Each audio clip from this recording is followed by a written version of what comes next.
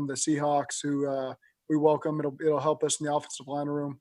He's a veteran offensive lineman, and Carlos will go to Seattle. And we just want to thank Carlos. Carlos had a tremendous career here, made a great impact on this organization and in the community here, did a lot of really positive things, and was always out and about in the community. So it'll be a good fit for him. He'll have a great opportunity, and we just wish him the best. Coach, did the Carlos Dunlap situation just really reach a point where it was best for both sides to move in a different direction? I think that's a great way to put it. Yeah.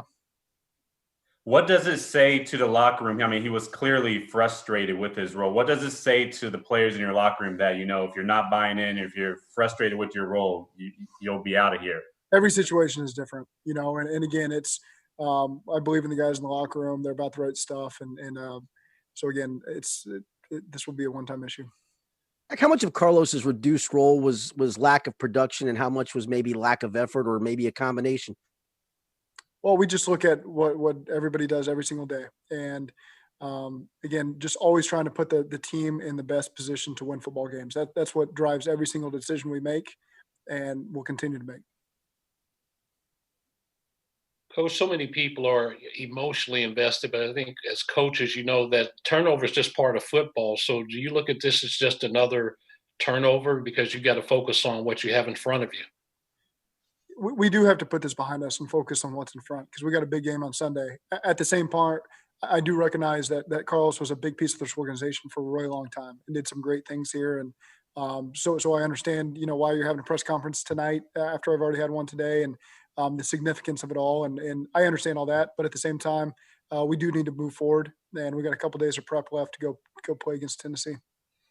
Coach, why don't you think this could have been salvaged and you could have made it work, or vice versa? Carlos could have made it work with you guys. I don't think it's worth getting into all that. It's behind us now, and we'll move forward, and wish him the best in Seattle.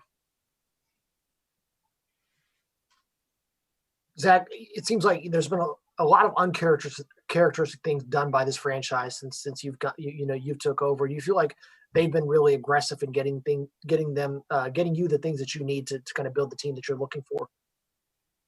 Oh, I do. I think, I can only speak to when I've been here. And since I've been here, again, I mentioned this morning, the communication has been outstanding. We're all on the same page.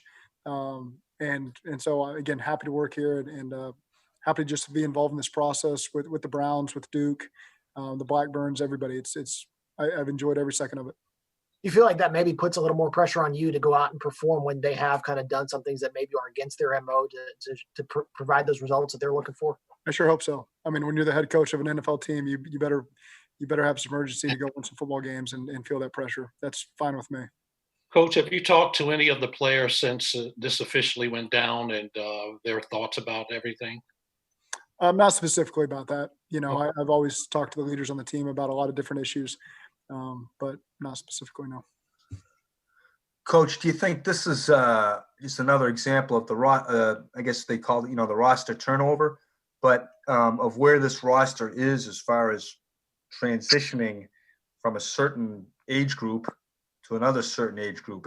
Does it speak to where your rookies and where your second-year players are at? I think everything's just a player-by-player basis, and so, again, we've got a lot of really good veterans on this football team who we get quality snaps from and get a lot of production from, and we're counting on those guys to continue that going forward this season.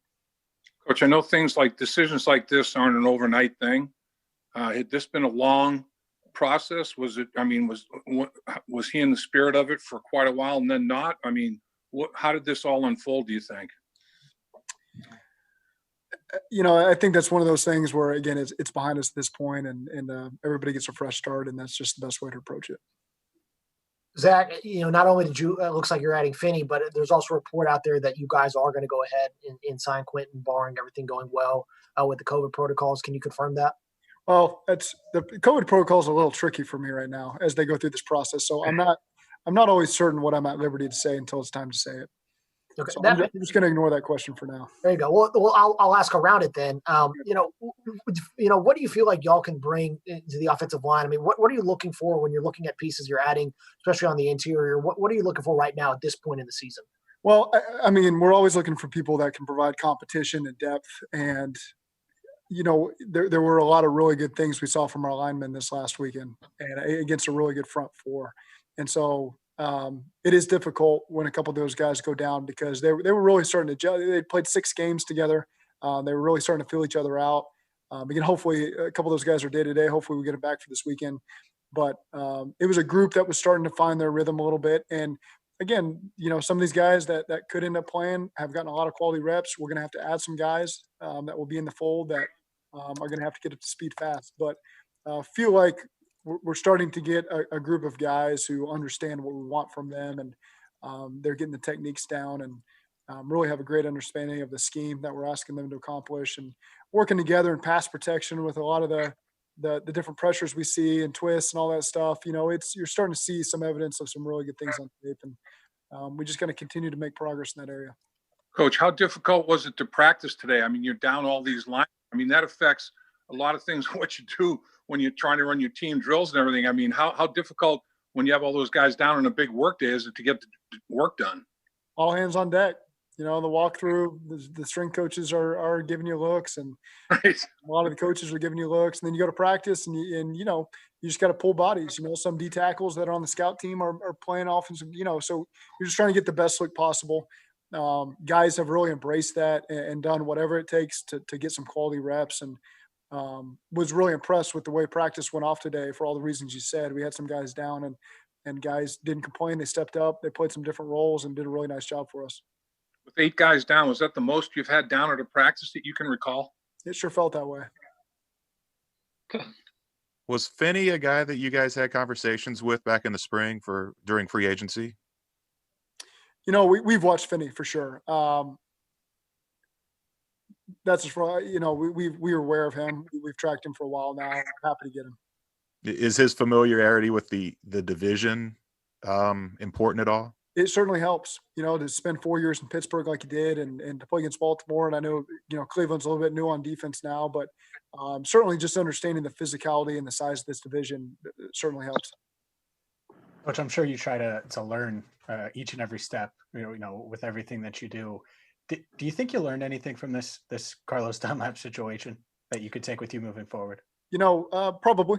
Yeah, there's probably, you're right in that. You're always looking to learn, and in every situation, there's something you can take from it, positively, negative, whatever it is. You got to learn from those experiences as you go. And so, yeah, I would say that I'm sure there's some things, and sometimes they don't hit you in the face right away. Sometimes it takes some time for it to all settle in and you reflect back on different situations and just make sure that you grow from it. 2 more minutes with Coach.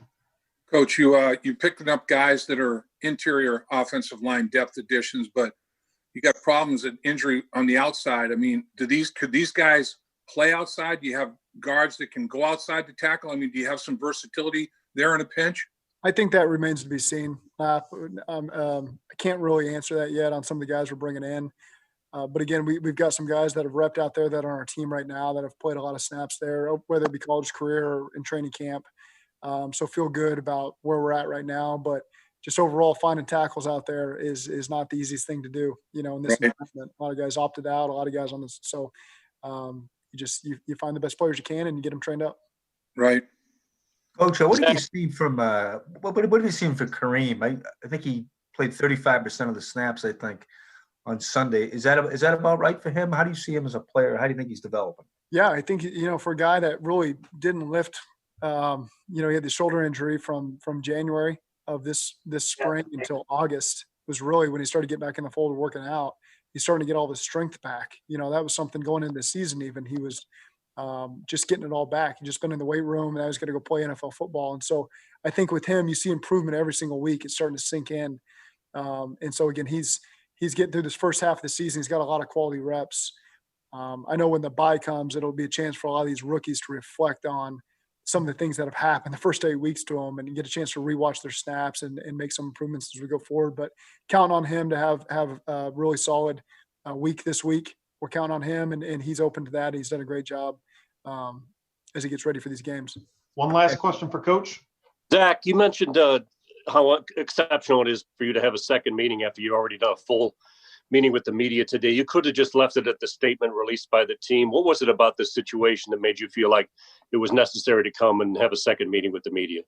Well, I think again, Carlos has done some great things for this organization and for the community here, and he deserves to go out the right way. And he's being sent to a team that's a really great organization. They're in the hunt right now. They got a great record, and he'll have a chance to go out of that. So, again, it's just because you can have a disagreement and be frustrated doesn't mean that you can't do stuff with him. And I wish the best for him. Coach, we'll let you go. Thank you very much. Thank you, Zach. Coach. Thanks, Coach. Appreciate it.